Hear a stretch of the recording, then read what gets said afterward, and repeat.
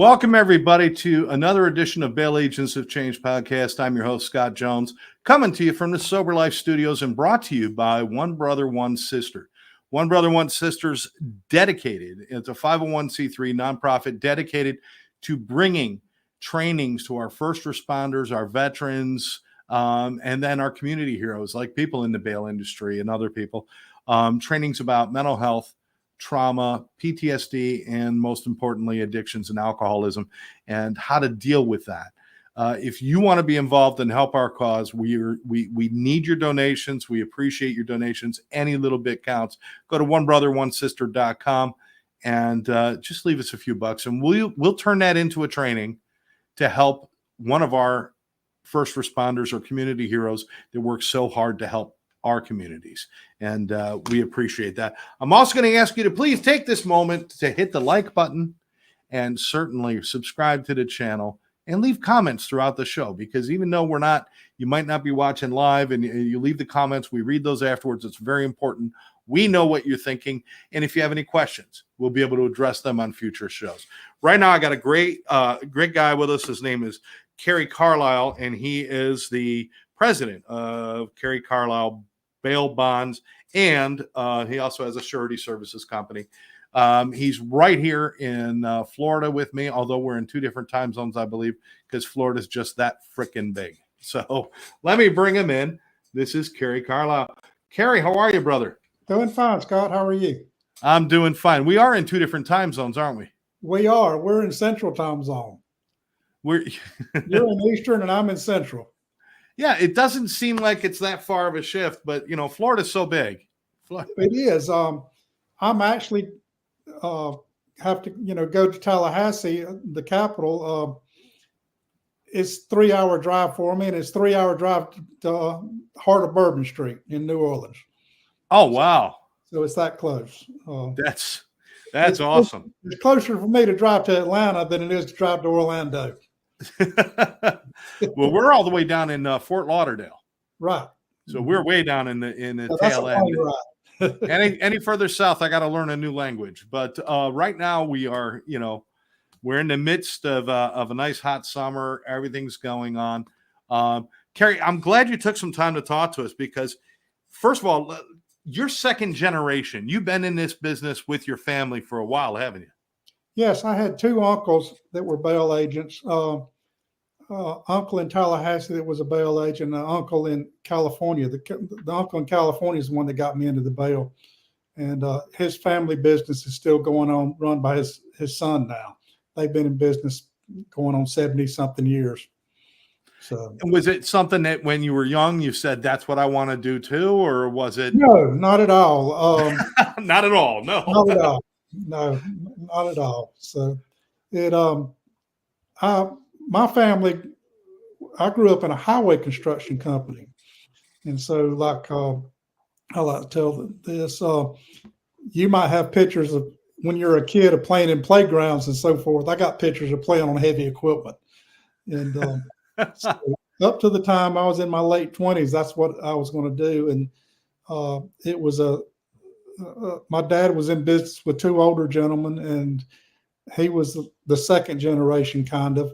And then I was being groomed to be the third. And then the recession hit and business went bad. And this company had been in business for over 70 years at that point. And it just eventually just phased out. Oh. So I had to look for something else. And it was always, I'd gone to work for a paving company, and I took a vacation, went to California, and my uncle taught me into doing this, Wow.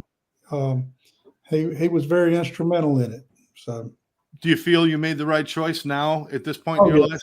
Yes. The questions he asked me at the time, I was like 25, 26 years old, and I was running a paving crew with 10 or 15 people working underneath me, and brand new truck and everything, the company had given me. And, I thought I was doing pretty good. And he asked me, he says, what are you going to do when you're 50 and 60? And I'm going, 50 and 60? I hadn't even thought about getting to 30 yet. Yeah. So it made me start to think, and he talked to me a lot about it and helped me.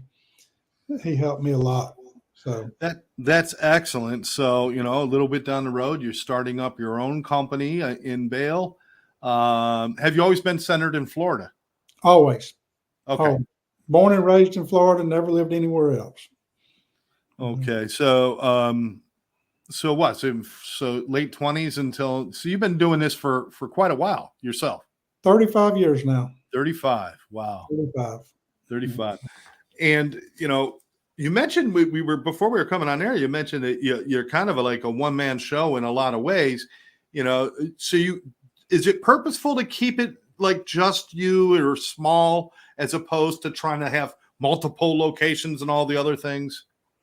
Well, it's different for everybody. We're in Northwest Florida, okay, and the population centers are spread out. You have Pensacola on one end, and Tallahassee, and in between you have the Panama City area populations.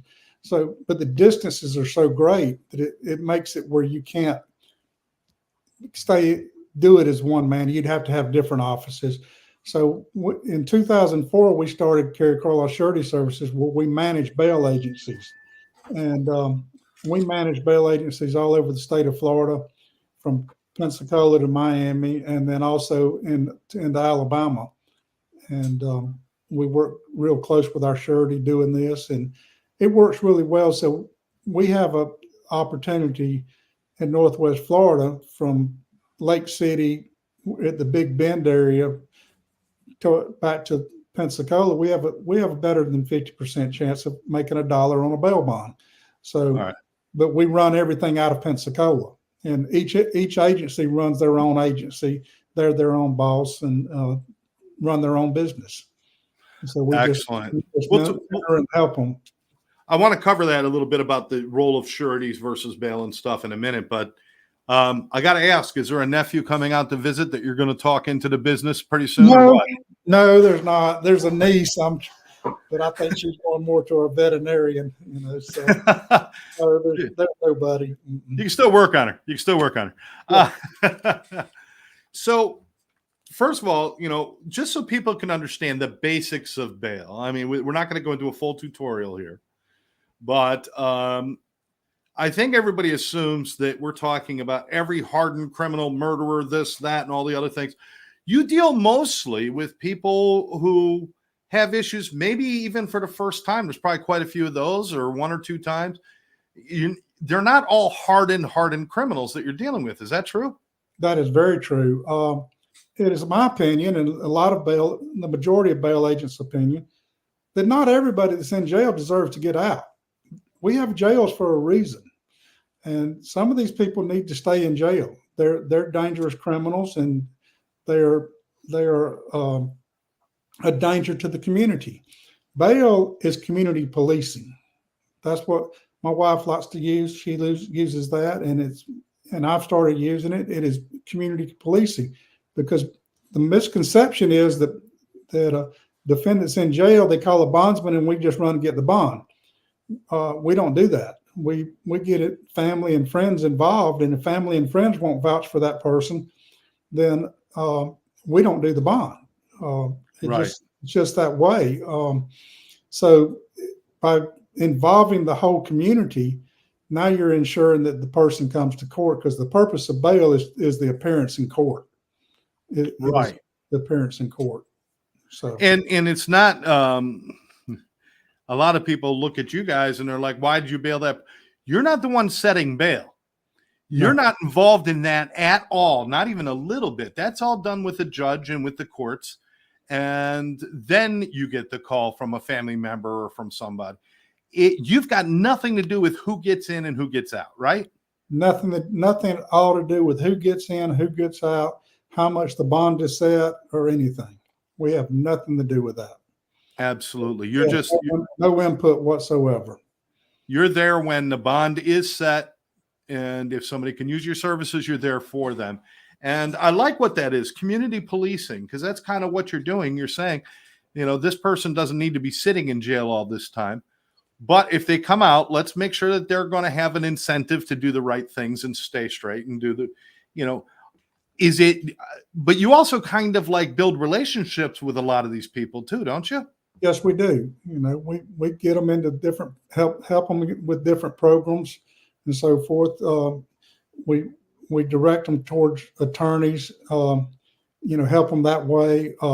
Different all kinds of different programs. Make sure they're involved in the programs they need to be going to that the court has ordered, and we we just you become not friends but acquaintances with these people, and they come to you for advice and so forth in the court system. It sounds like you're almost a coach, a social worker, a parole officer. You got all these things wrapped into one.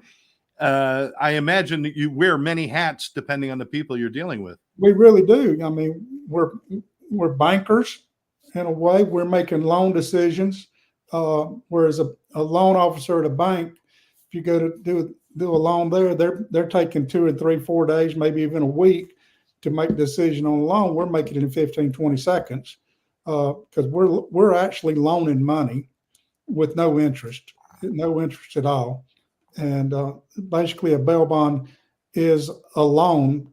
It's an insurance policy in Florida, but it's almost akin to being a loan to that defendant.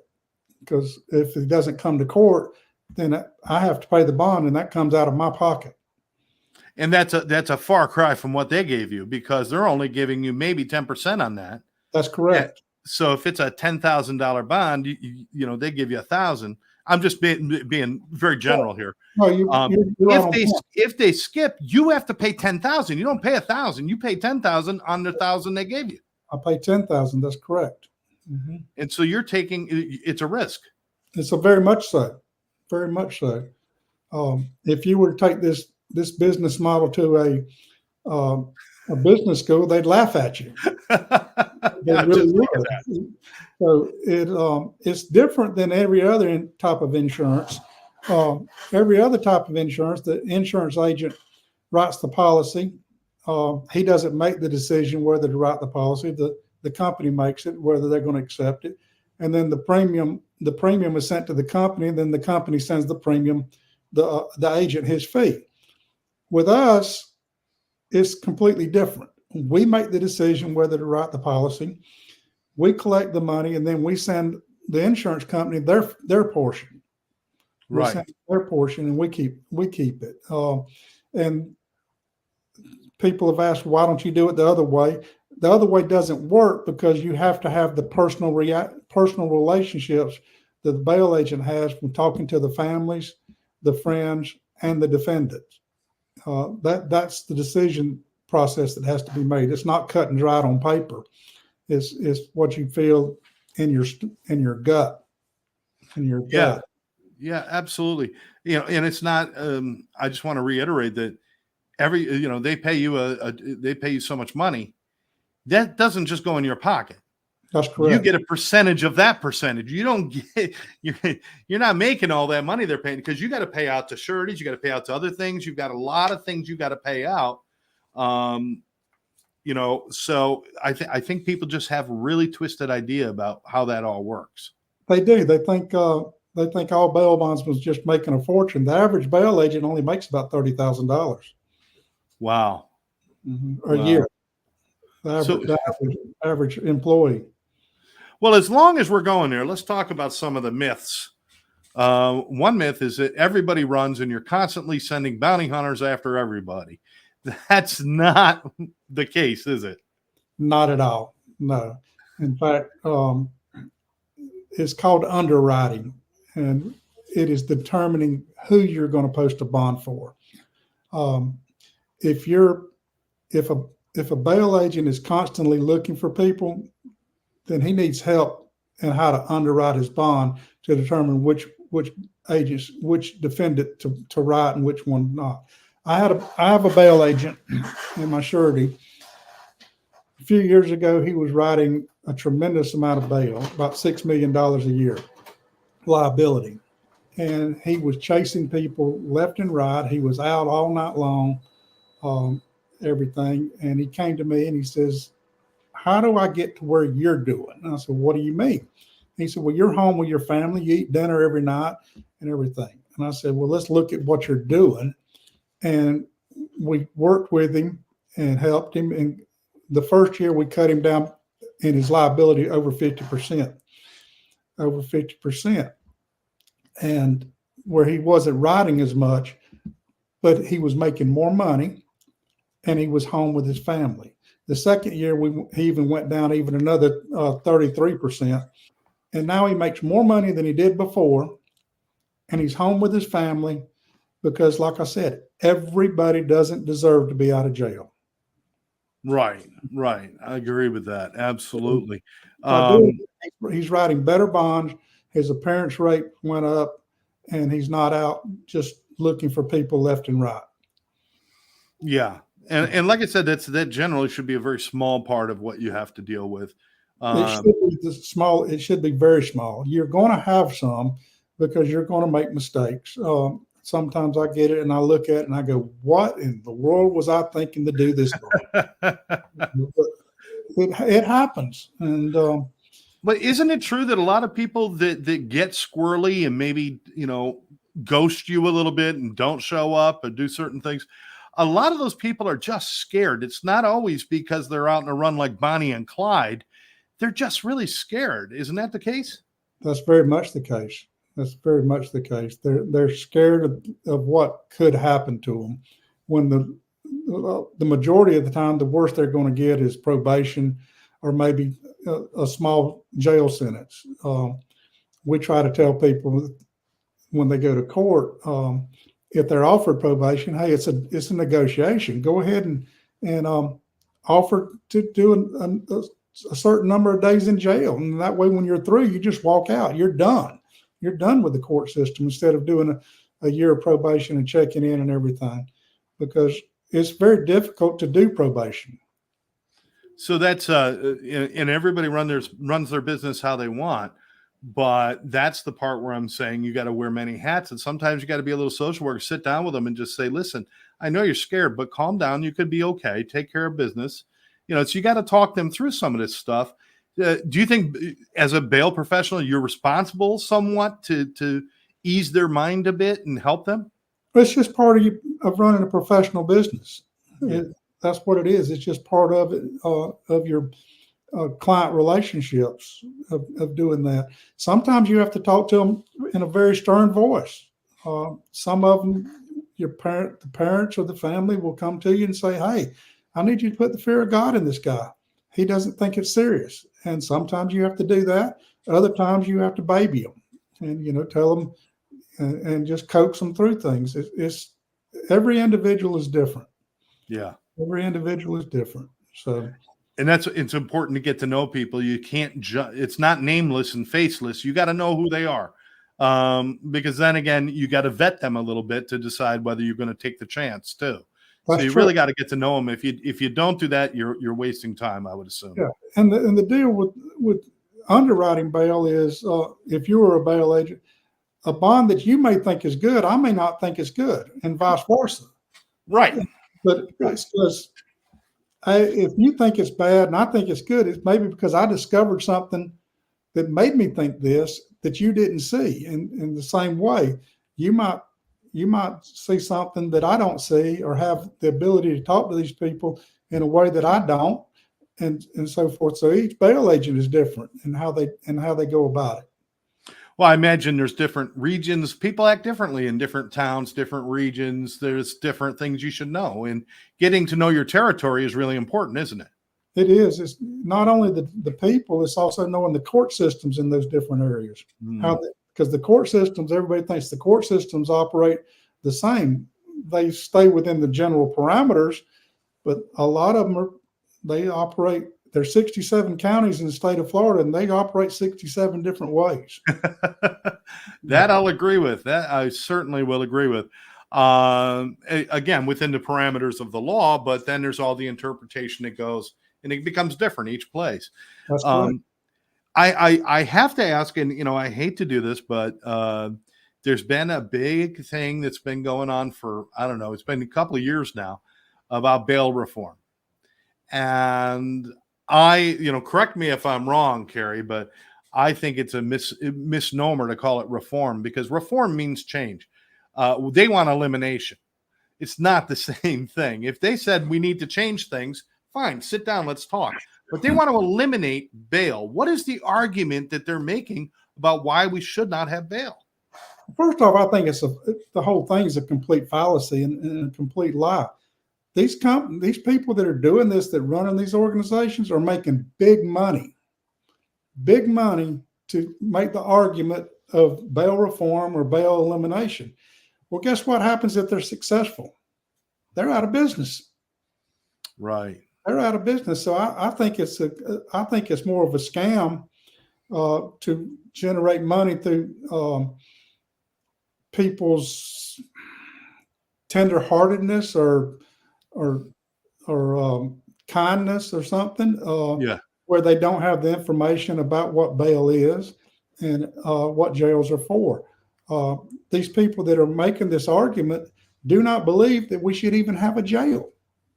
They don't have a jail. They'll always stand behind and say that this constitutional, you're innocent until proven guilty. That's what they like to use. Well, I got news for you. The doctrine of innocent until proven guilty only applies when you're in the courtroom. Right. It only applies there. It does not apply anywhere else. If it applied anywhere else, we would not have jails. We would not have them. How can you make blanket statements with that when you got one guy who stole a pack of Marlboros, another guy who killed 3 people? You can't make a blanket statement like that and expect everybody should be able to do whatever. And I think that's where we get lost, is in the absolutes.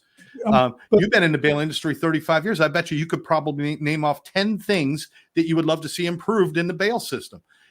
We're always looking for improvement. We're always looking for something different. But to say absolute, get rid of it totally, and it doesn't make any sense, brother. No, it doesn't. It doesn't. Going back to your argument of the person that stole a pack of cigarettes, well, he might be in jail, and he may not be able to get out because everybody will look, well, he just only stole a pack of cigarettes, but he's got a $2,500 bond. He can't pay $250. What you might not be looking at is he may have a string of previous arrest or violent arrest in his background. Right. And, the family has given up on him. His friends have given up on him, and he is a career criminal. But the bail reform people will say, well, he just stole a pack of cigarettes. That's not the case. That's not the reason he's still in jail. The bail bondsman, the bail profession is the only profession, and I'm speaking in the state of Florida and most other states, where you can get a loan that you can't get anywhere else. And it is we loan people the money for the premium, and we do not charge any interest. We can't charge any interest on it, and there's no time limit. And guess what? If you don't pay, our remedies go to small claims court. So right. It's the only industry that does this. No other industry in the whole world will give you an interest-free loan. And we do. So the argument that we don't help people that can't afford it is a null argument. And that's available in all states or just some? It's all states. I mean, some states, okay, I think they can charge some interest on it. I don't know. Oh, okay. But bail is regulated across the country. It is not just a free will in state. It's regulated by the states. In Florida, it's regulated by the Department of Financial Services under Jimmy Petronas, and we are one of the most regulated industries in Florida, and we like it. We want the regulation. We actually are begging the Department of Financial Services for more enforcement. I mean, that is the biggest argument we've had with them. We need more enforcement. So it's not just willy-nilly. No, of course not. Of course not. And you guys, again, you do a great job. We've seen what happens when certain states eliminate bail, and we've seen states eliminate, then bring it back because it shows it's better with it than without it. It's better with it. Again, every system can improve any place, but that's, even my business, what I do. I'm always looking for improvements. Of course, bail's looking for that too. But But it's about working together, working with the courts, working with the public, doing all that stuff. And you guys make a real effort to do that. I don't think people quite understand how involved you are in the communities and with the people in the courts, right? That's correct. That's correct. You guys want to see a better system, and you want to be a part of that system. You want to continue to do what you do and even do it better. My opinion, the bail system, the way it works, is there's not much room for improvement. It does work very well. It's accountable. We're accountable to the courts. The determination of setting a bond is set by a judge, and there's a lot of parameters that they have to do. One of them is the protection of the community, right, and the likelihood of the appearance of the defendant in court. So the judge makes that decision, and then we take it further. Is this defendant going to go to court? Is this defendant a danger to the community? And I go back to the same statement. It is community policing. Yes. It takes everybody to do this. Let me roll back on what I was saying, because I don't want to make the impression that we've got miles to go to, improvement, whatever. But I think probably the biggest thing that's needed right now is better understanding, instead of all of the scuttlebutt about, if you do, bail is stranding people, or if you don't have bail, people are killing people. Forget all that. Just educate people on what you guys do, because I'm going to tell you the truth. I knew nothing until I started talking to the great people at PBUS, people at the Florida Bail Association. Until I started talking to them, I had no real clue about what your jobs were and how it all worked. I think if we can educate people into the truth of what you guys do and how it works, I think that's going to improve things immensely, don't you? Oh, it's tremendously, and that's one of my big goals as president of the Florida Bail Agents Association, is professionalism. It's how you dress, how you act, how you interact with the courts. Because Hollywood, where television shows and movies, where a lot of people get images of it, all they see is the characters that they use. They see the Dog the Bounty Hunter show and everything, and think that's what bail is, and that is not what bail is. That has nothing to do with bail.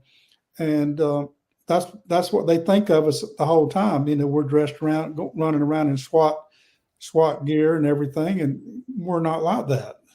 We're professional insurance agents and professional business people.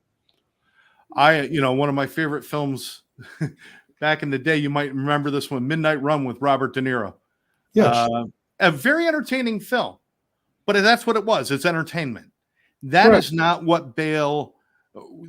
First it represents bounty hunters wrong. Plus it represents bail wrong.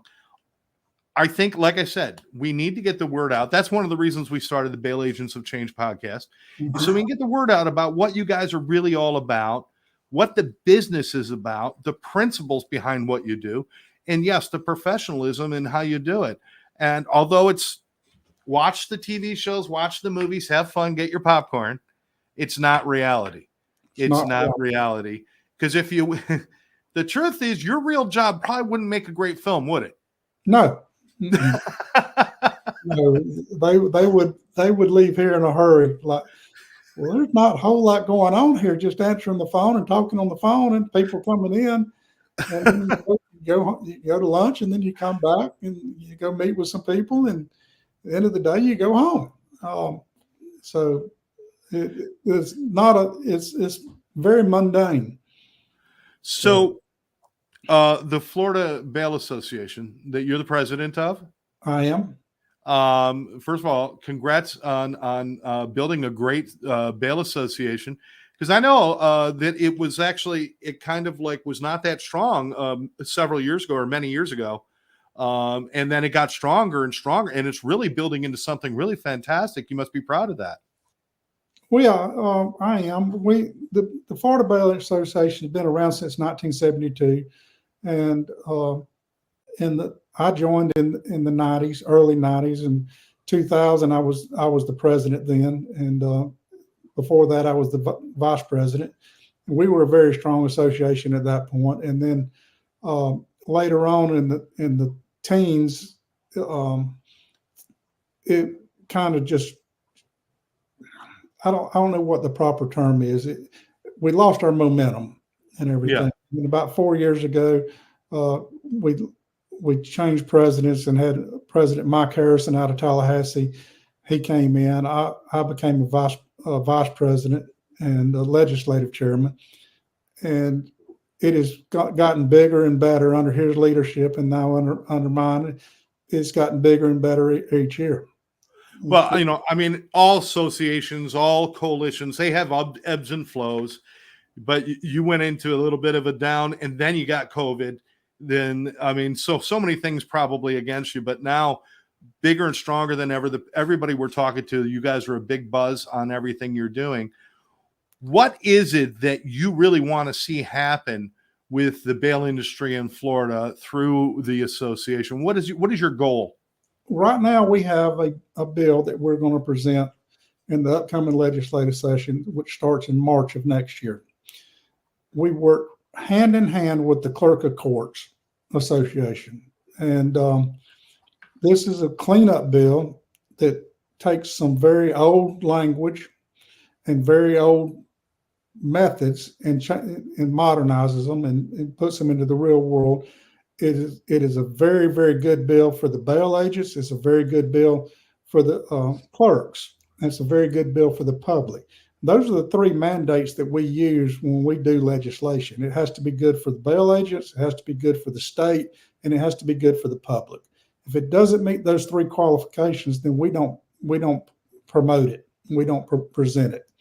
This bill does this. It is going to be very good, very clean up. It'll help the court system run more efficiently, and it helps the bail agents too. It'll help the public in a lot of different aspects also. Are you seeing momentum with this bill? Any pushback at all? No, we shouldn't have. We're not anticipating any pushback.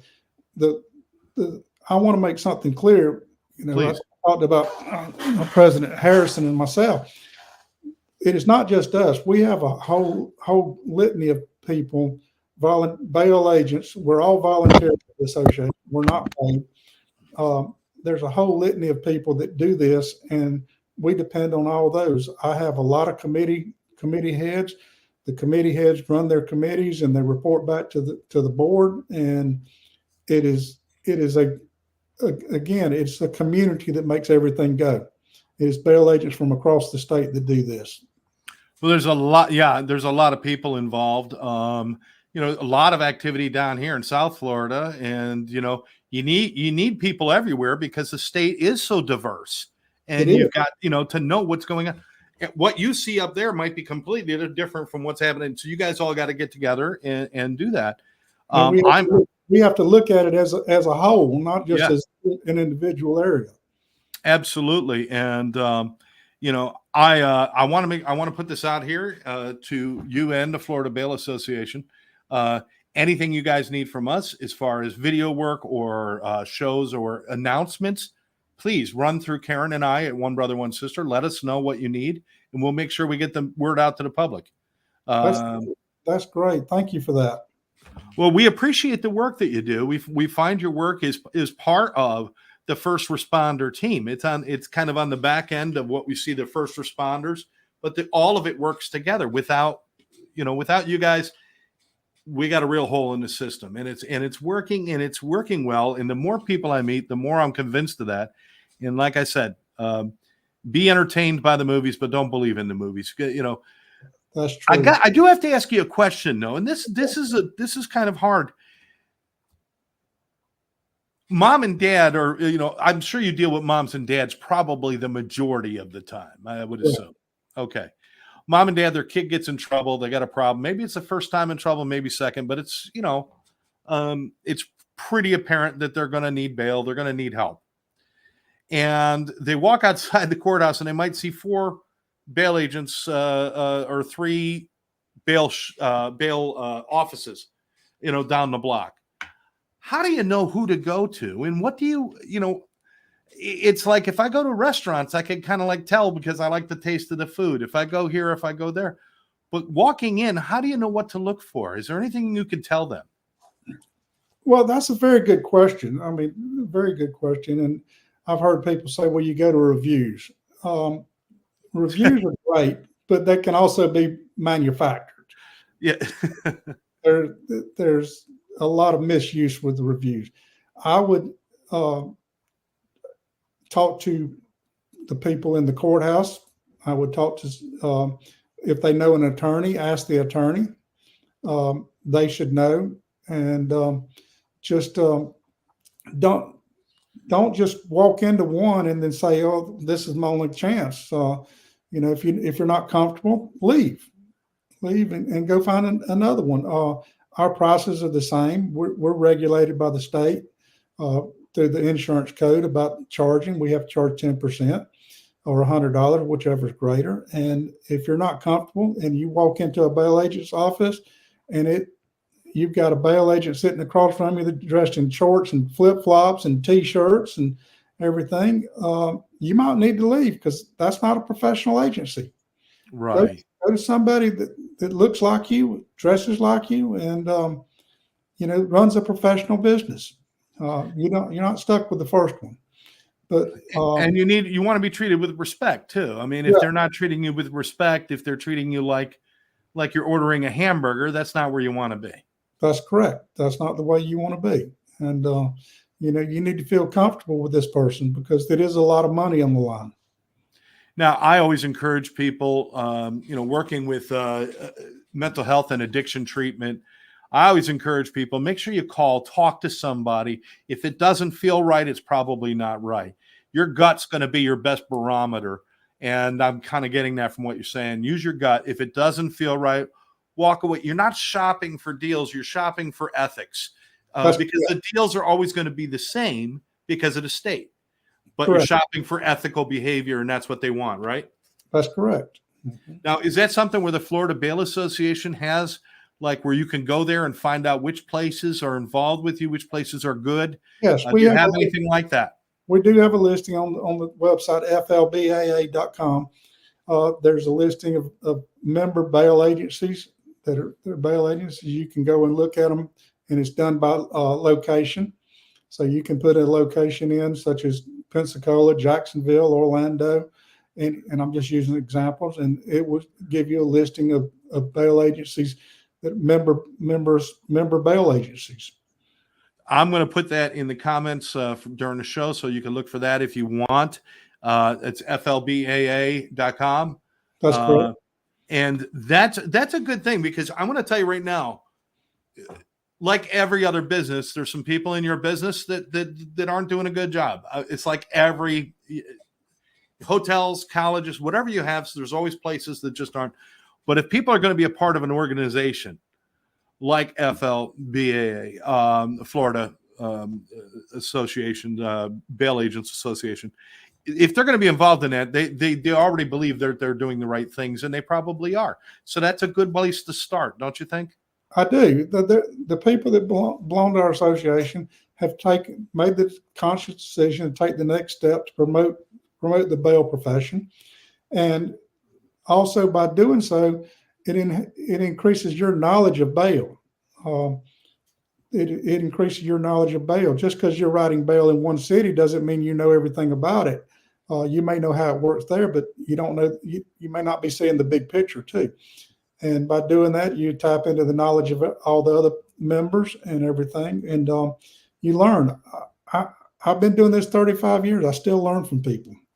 And once you quit learning, then you got a problem.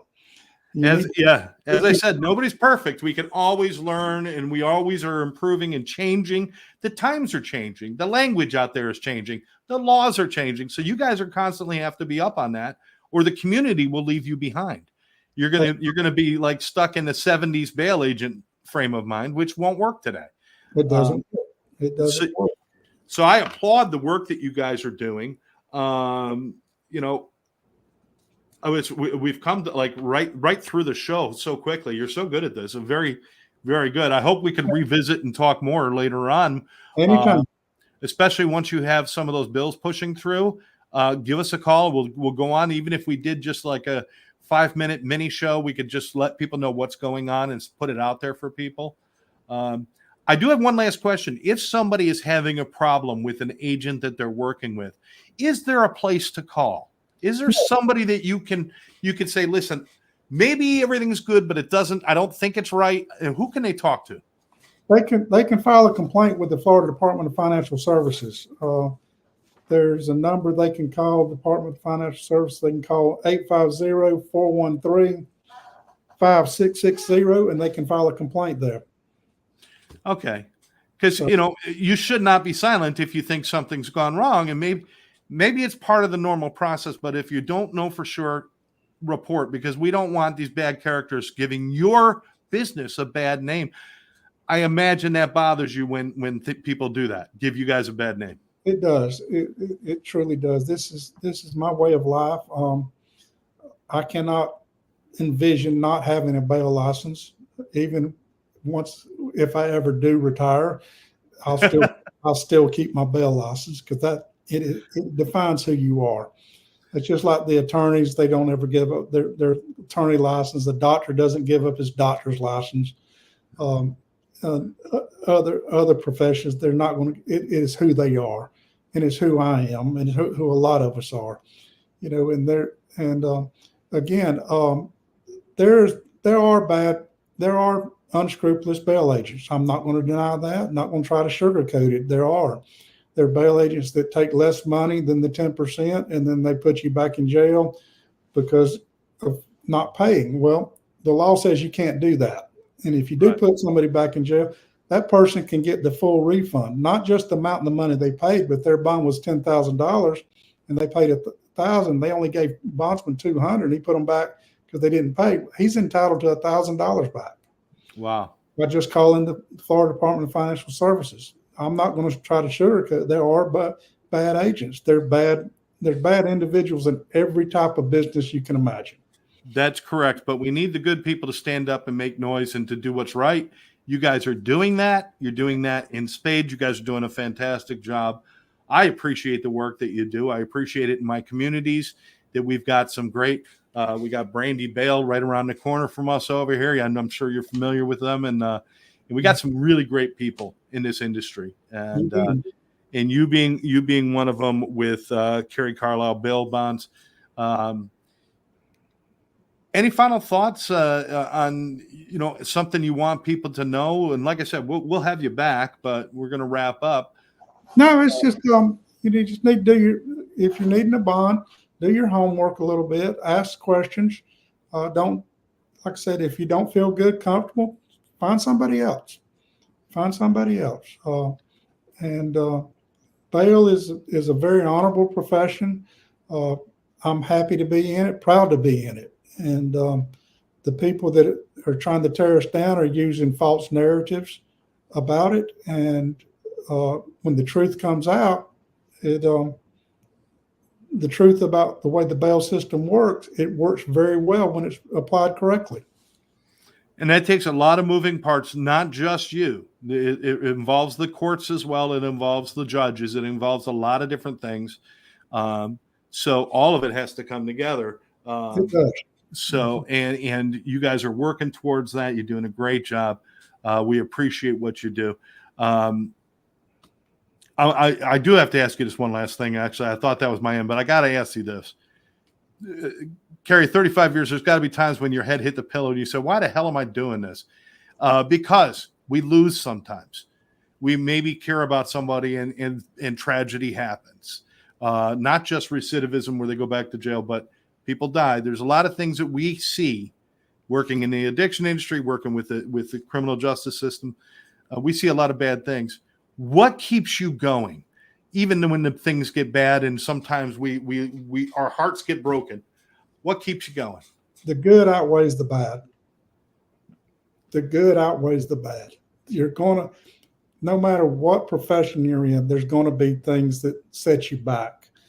But once, as long as the things that you do good and the things you're making a change with or improving, as long as that's outweighing the bad, then you're on the right track. You're on the right track. Cary, thank you so much for your time. Ladies and gentlemen, if you want to learn more about Cary Carlisle bail bonds. It's very simple. Go to ccbailbonds.com. He made it very simple for you guys. You can't mess it up. ccbailbonds.com. And you can learn more about what he's doing. Get in touch with him, ask him questions. You invite people to ask you questions and stuff, right? It's not like you're a secret. No, not at all. Not at all. We're an open book. When people come to us and want a bond and everything, we go through the paperwork, and we'll tell them, say, hey, anytime you have a question, don't be afraid to ask the question, no matter how mundane or what you think might be stupid, because there's no such thing as a stupid question. If you're not comfortable, ask the question. The only stupid question is the one you didn't ask. That's correct. That's the only one. Cary, thank you so very much for joining us today. Enjoy the rest of your day and continued success with all that you do, my friend. Thank you, sir. Appreciate it. Glad to be here. It is my pleasure. And I want to thank all of you out there for watching. For my guest, Cary Carlisle, I'm Scott Jones. Thanking you for joining us right here on Bail Agents of Change podcast. We'll catch you next time.